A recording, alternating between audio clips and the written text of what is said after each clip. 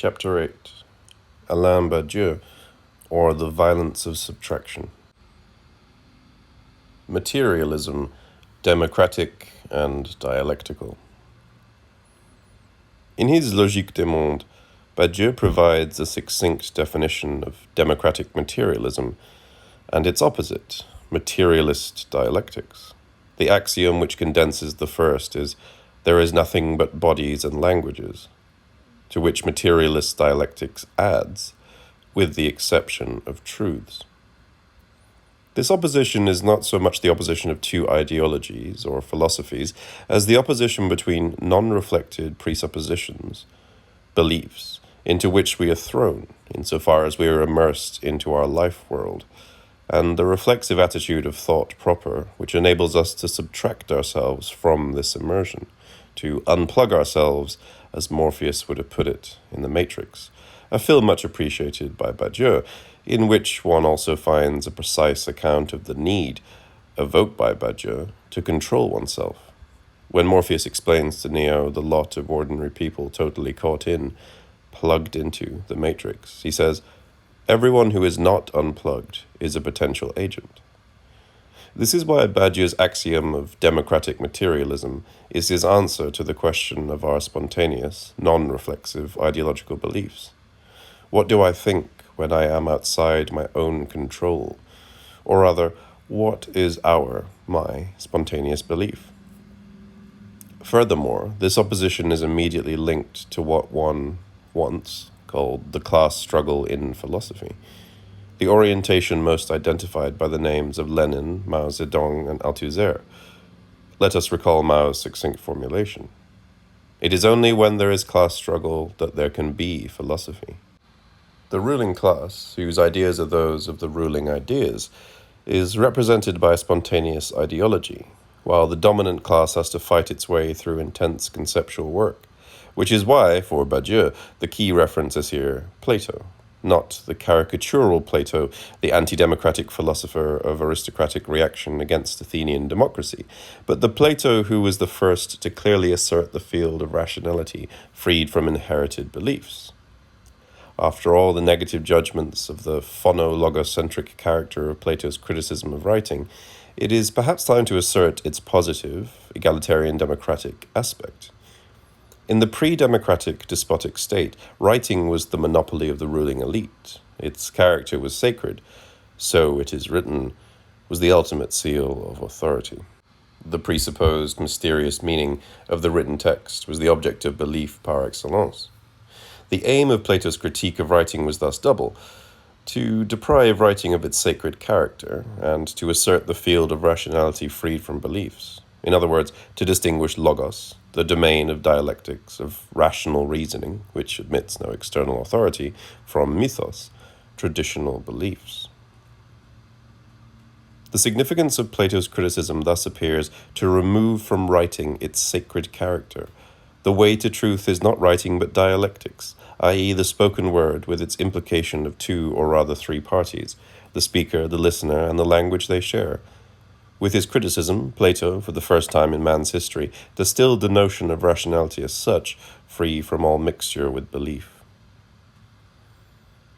The further paradox here is that the notion of the pure self-present voice, represented, copied by writing, this ultimate support of the metaphysics of presence that is the object of Derrida's deconstruction, is itself a product of writing.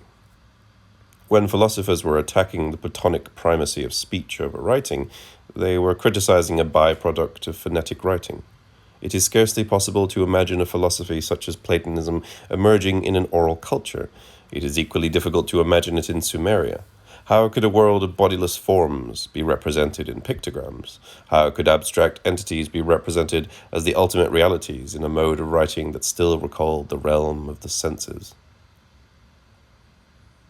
The point is not just that speech is always already affected, constituted by writing, and so on, but that speech becomes the metaphysical word, the ethereal, pure medium of self-affection, of spiritual self-presence, through abstract phonetic writing.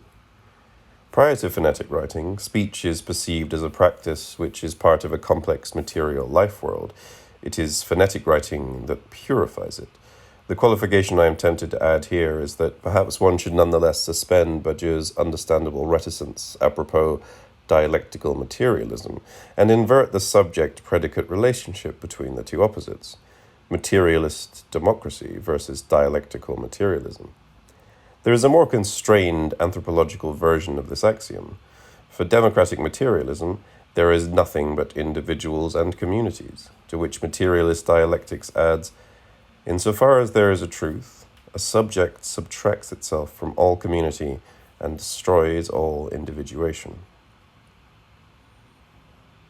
The passage from the 2 to the 3 is crucial here, and one should bear in mind all of its Platonic, properly metaphysical thrust in the direction of what, prima facie, cannot but appear as a proto-idealist gesture of asserting that material reality is not all that there is also another level of incorporeal truths. Along these lines, one is tempted to supplement Badiou in two ways. First, are not bodies and languages synonymous with being, its multiplicity and worlds? The 3 we are dealing with is thus the 3 of being, worlds, and truths. For democratic materialism, there is only the multiplicity of being, endlessly differentiated reality, and different worlds, linguistic universes, within which individuals and communities experience this reality.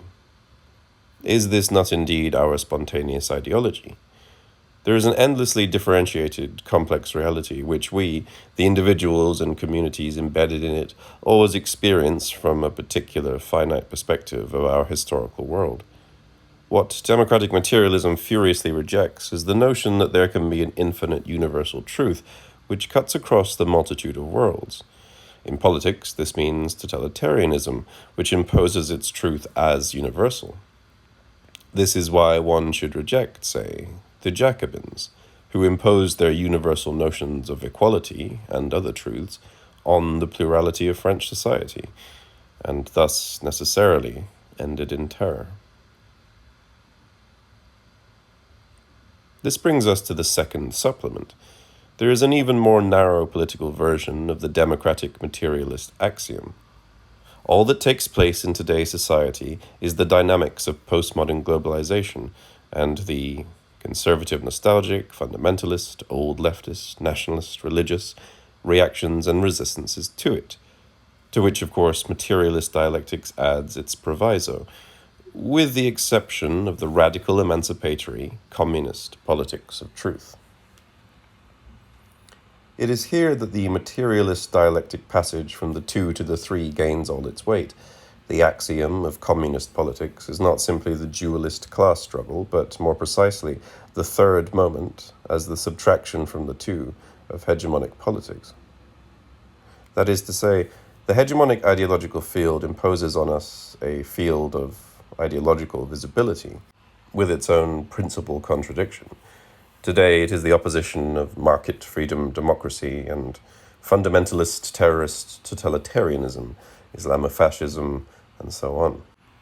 And the first thing we must do is to reject, to subtract from ourselves this opposition, to perceive it as a false opposition destined to obfuscate the true line of division.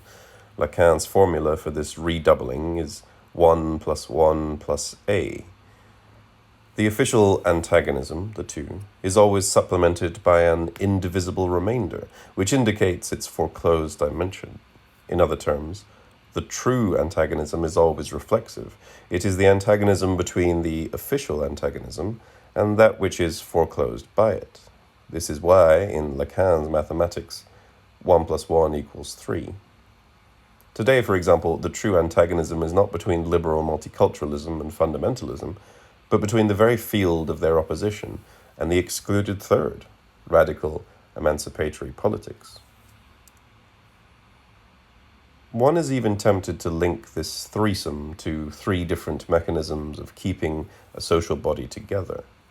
Number 1, the traditional matrix of authority in which a community is established through sacrifice or is grounded in some primordial crime, so that it is guilt which keeps the members together and subordinates them to a leader.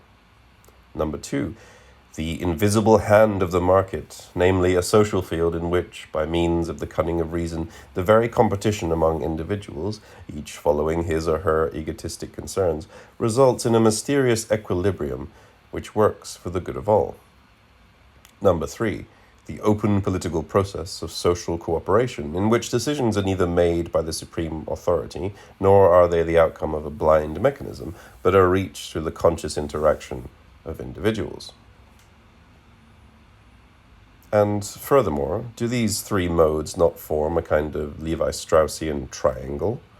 Both market liberalism and the properly democratic space of civil public action and planned social cooperation are modes of societal self-organization, as opposed to externally imposed authority. How do these three modes relate to the three sources of social authority: the authoritarian, the technocratic, the democratic? Technocratic authority relies on qualification. Those who know should exert authority, versus both authoritarian and democratic forms of authority, which lack qualifications. A king rules because he was born a king, not because of his qualities. In democracy, everyone has the right to a share of power, independently of what he or she is or is not able to do. On the other hand, both authoritarian and expert forms of authority are selective. Only those who are qualified to rule by their position or expertise should rule, versus democracy, in which everyone should rule. And lastly, both democracy and technocratic rule are in some sense egalitarian, in contrast to traditional authority, where the whole point is that it is important who is claiming what. The two triads obviously do not directly overlap, which is why one can argue that the triangle should be extended into a Greimasian semiotic square, since the third mode is itself split between democratic self-organization proper and state power imposed from above onto society, self-management versus bureaucracy.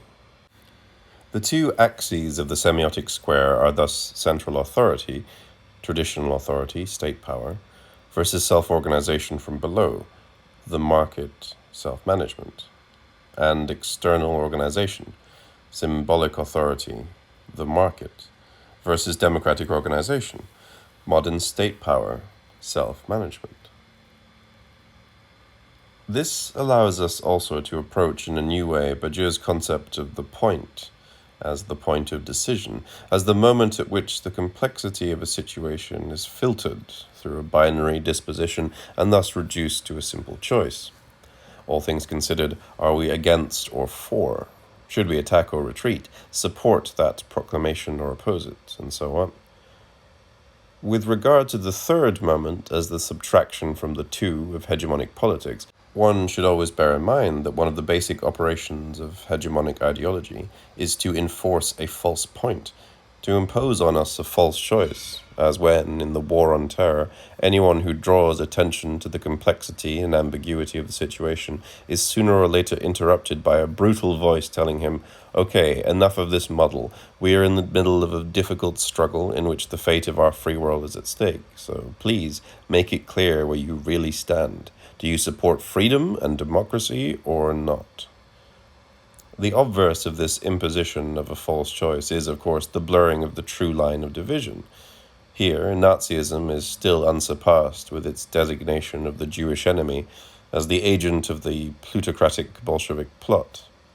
In this designation, the mechanism is almost laid bare. The true opposition, plutocrats versus Bolsheviks, that is, capitalists versus proletarians, is literally obliterated, blurred into one, and therein resides the function of the name Jew, to serve as the operator of this obliteration. The first task of emancipatory politics is therefore to distinguish between false and true points, false and true choices, that is, to bring back the third element whose obliteration sustains the false choice, as today the false choice between liberal democracy or Islamofascism is sustained by the occlusion of radical secular emancipatory politics. So one should be clear here in rejecting the dangerous motto, "The enemy of my enemy is my friend," which leads some to discover a progressive, anti-imperialist potential in fundamentalist Islamist movements. The ideological universe of movements such as Hezbollah is based on the blurring of distinctions between capitalist neo-imperialism and secular progressive emancipation. Within the space of Hezbollah, women's emancipation, gay rights, and so on, are nothing but the decadent moral aspect of Western imperialism. This, then, is where we stand today.